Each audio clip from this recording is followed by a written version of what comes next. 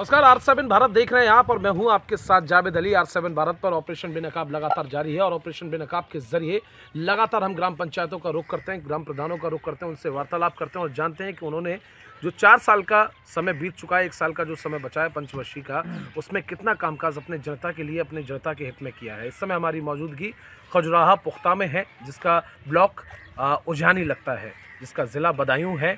आपको बता दें, खजुराहा पुख्ता की अगर बात करें तो यहाँ पर ग्राम प्रधान के द्वारा बेहतर व्यवस्थाएं की गई हैं, बेहतर कार्य कराए गए हैं। पीछे नाडेप का काम चल रहा है, आप देख सकते हैं कि जो मिस्त्री हैं या जो मजदूर हैं वो काम करते हुए नज़र आ रहे हैं।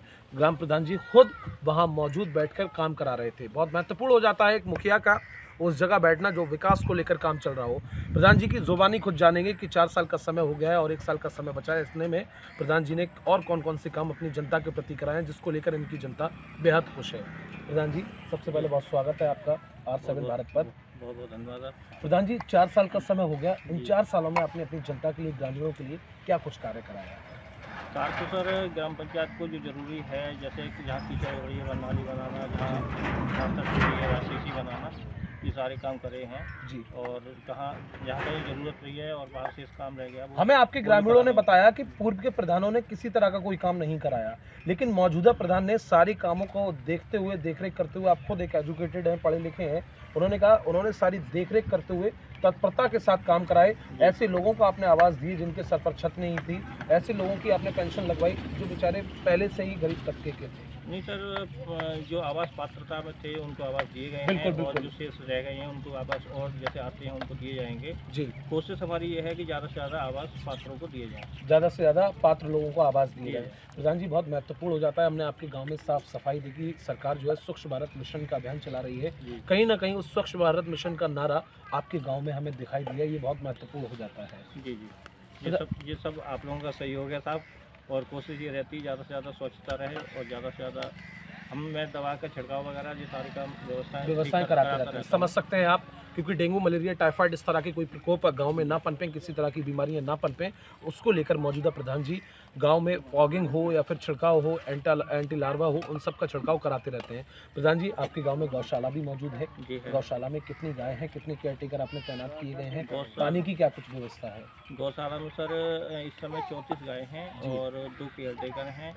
पानी के लिए वहाँ समर लगा हुआ है, टैंक से पानी सप्लाई जाता है जी। समर से पानी टैंक में भरते हैं, टैंक से हमारे पास व्यवस्था सारी क्लीन व्यवस्था। समझ सकते हैं, शायद पहला ये खजुराहो पुख्ता ऐसा गांव है जहां पर ग्राम प्रधान खुद एक ज़मीनी स्तर से जुड़े हुए शख्सियत हैं, लेकिन गौशाला भी काबिल तारीफ़ है। बेहतर व्यवस्था गौशाला में कर रखी है, 2 केयरटेकरों की तैनाती की गई है, हरा चारा हो, भूसा हो, सभी की व्यवस्था गायों के लिए की गई है, क्योंकि सरकार के सीधे आदेश हैं गायों को लेकर के। उनके जो गौशाला बनाई गई हैं वहाँ सफाई के साथ साथ उनके खाने पीने की व्यवस्था बेहतर हो, वो व्यवस्था कहीं ना कहीं हमें खजुराहो पुख्ता गाँव में दिखाई दे रही है।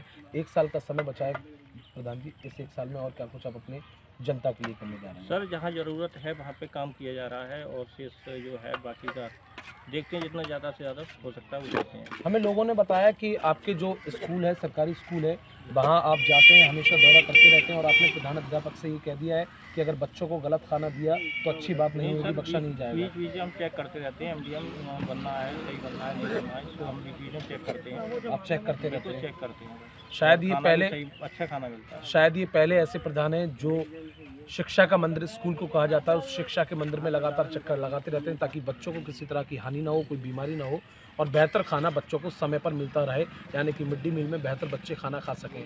लोगों ने हमें ये भी बताया कि जिन लोगों ने आपको वोट भी नहीं दिया था और उन लोगों को भी आप एक साथ लेकर चलते हैं, कोई भेदभाव नहीं करते, कोई छुआछूत का कोई मामला नहीं है, कोई भेदभाव नहीं है। सर, अगर इस तरह को अगर देखा जाए तो हमारे यहाँ लगभग 20-22 आवास दिए गए हैं।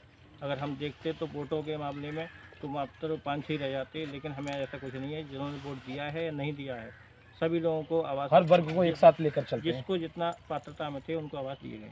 समझ सकते हैं आप, अंदाज़ा लगा सकते हैं, सभी को एक साथ लेकर चल रहे हैं और अच्छी शख्सियत है। बाबा भी हमारे साथ मौजूद हैं, बाबा से बातचीत करेंगे।